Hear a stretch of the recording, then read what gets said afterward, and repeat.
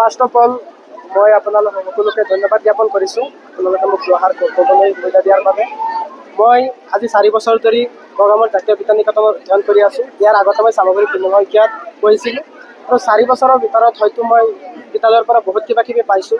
2023 বৰ্ষত মেট্ৰিক পৰীক্ষাত মই 88.67 টোটেল 532 আউট অফ 600 পাই মই বিদ্যালয়ত সৰ্বোচ্চ নম্বৰ প্ৰাপ্ত ছাত্ৰ হৈছোঁ। আৰু এইবাৰো 2025 চনত মই 500 মাৰ্কৰ ভিতৰত 462 পাই বিদ্যালয়ৰ সৰ্বোচ্চ নম্বৰ প্ৰাপ্ত ছাত্ৰ হৈছোঁ। মোৰ পাৰ্চেণ্টেজ 92.4%। কি শাখাত আছিলা? কলা? মই কলা শাখাত আছোঁ। গতিকে তোমাৰ যে আজিৰ সফলতাৰ হাৰত আচলতে কাক প্ৰাধান্য দিবা? কোনে কাৰ অৱশ্যে মোৰ সফলতাৰ হাৰত মোৰ পিছফালে বহুত মানুহ আছিল। ইয়াৰ ভিতৰত মই স্পেচিয়েলি যদি ক'ব বিচাৰোঁ, প্ৰথমে মোৰ পিতৃ মাতৃ আছেই। ইয়াৰ লগতে মোৰ ভগামূৰ জাতীয় বিজ্ঞান নিকেতনৰ শিক্ষক শিক্ষয়িত্ৰীৰ লগতে মই আমাৰ সমূহ গাঁওবাসীকো ক'ব বিচাৰিছোঁ, সিহঁতে মোক বহুত ছাপোৰ্ট কৰিছে। মোৰ সকলো সময়তেই মোক সহায় সহযোগিতা কৰিছে তেওঁলোকে। আৰু হয়তো বিদ্যালয়ত আজিলৈকে ইংৰাজীত লেটাৰ পোৱা নাছিল যদিও আমাৰ ভগামূৰ জাতীয় বিদ্যালয়ত ইয়াত একটা উইকনেছ দেখা গৈছিল। হ'লেও আজি এই উইকনেছটো গুচি গ'ল। আমি দুয়োজনেই আজি ইংৰাজীত লেটাৰ পাবলৈ সক্ষম হৈছিলোঁ। যিহেতু এইবাৰৰ ইংৰাজী পৰীক্ষাটো বহুত টান আছিলে। টান অৱশ্য হায়াৰ ছেকেণ্ডেৰীত সকলো সময়তে হয়, যিহেতু অলপ কনচেপ্টৰ ওপৰত কুৱেশ্যন আহে। হয়তো সেইটো চেষ্টা কৰিছোঁ। মই আমাৰ বিদ্যালয়ৰ মদৈ ছাৰৰ লগতে মই আমাৰ এছ আৰ কোচিং চেণ্টাৰৰ আলাল ছাৰকো ধন্যবাদ জ্ঞাপন কৰিছোঁ। তেওঁ মোক বহুত সহায় সহযোগিতা কৰিছে আৰু মই নিজৰ ফালৰ পৰা যিমানখিনি কষ্ট কৰিব পাৰিছোঁ কৰিছোঁ। আৰু মোৰ এটা ছাবজেক্ট আছিল অল্টাৰনেটিভ ইংলিছ, যিটোৰ কাৰণে মই নিজকে নিজে এপ্ৰিচিয়েট কৰিব বিচাৰিম। মই নিজে পঢ়িছোঁ সেইটো, আৰু মই টোটেলি মই ছ'চিয়েল মিডিয়াৰ সহায় লৈ মই এইটো কৰিছোঁ আৰু মই লেটাৰ পাবলৈ সক্ষম হৈছোঁ। যিসকল ছাত্ৰ ছাত্ৰী আগন্তুক দিনত পৰীক্ষা দিব তেওঁলোকক কি ক'বা? আগন্তুক পৰীক্ষা যিসকলে দিব তেওঁলোকৰ বিষয়ে এইটোৱে ক'ব বিচাৰিছোঁ যে বৰ্তমান যিটো দেখা গৈছে আমাৰ মেট্ৰিকৰ ফলাফলো বহুত ডিক্ৰেছ হৈছে। খালি আমাৰ বিদ্যালয় বুলি নহয়, সকলো বিদ্যালয়তো হৈছে। ইয়াৰ যদি মূল প্ৰভাৱটো দেখা যায় যে লকডাউনৰ পৰা আহিছে, যিটো ল'ৰা ছোৱালী আজিকালি ছ'চিয়েল মিডিয়াত বেছি জড়িত হোৱাৰ কাৰণে তেওঁলোকৰ যিটো হওক তেওঁলোকৰ মগজুটো অলপ ঋণাত্মক ফালে গতি কৰিছে। গতিকে মই ভাবোঁ তেওঁলোকে মোবাইল ব্যৱহাৰ কৰক, তেনেকুৱা নহয়, পজিটিভলি ব্যৱহাৰ কৰক।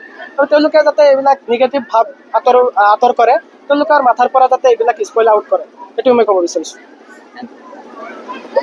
মোৰ নাম ফিৰদাউছ জেৰিফা সুলতানা। যেহেতু ফলাফল ইতিমধ্যে ঘোষণা কৰিব, কোনখন বিদ্যালয়ত কোনখন বিদ্যালয়ৰ পৰা তুমি এবাৰ ভগামূৰ জাতীয় বিজ্ঞান নিকেতনৰ পৰা। কিমান পাৰ্চেণ্টেজ? মোৰ পাৰ্চেণ্টেজ 91.8 হৈছে।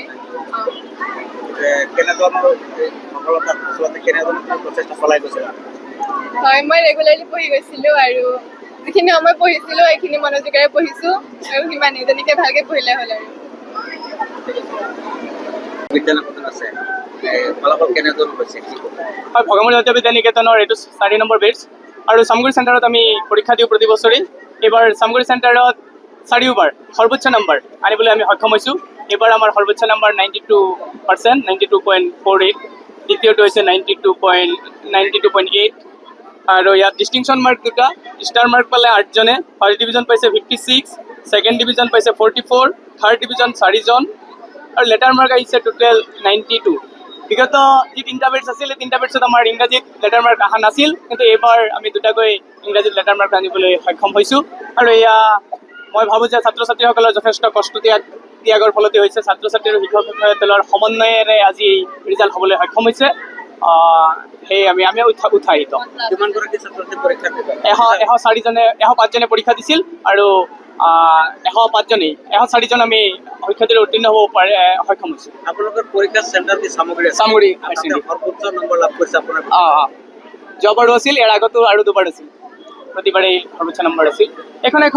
এনে এখন এলেকাত, একেবাৰে গাঁৱলীয়া এলেকাত এখন বিদ্যালয়। এটা সময়ত আমাৰ মানুহে ভাবিছিল যে চহৰ এলেকাৰ ধনী ধনী মানুহৰ ঘৰত কিজানি ভাল ফলাফল হয়, কিন্তু এইবাৰ আমি এইটো কথা আমি দেখুৱালোঁ প্ৰমাণ কৰি যে গাঁৱতো ভাল ধৰণৰ ফলাফল কৰিব পৰা যায়। যে এটা কথা আছে যে বোকাত পদুম ফুলে বুলি কোৱা হয়, বোকাত যে পদুম ফুলে এইটো আজি বাস্তৱ ৰূপ দেখা গ'ল।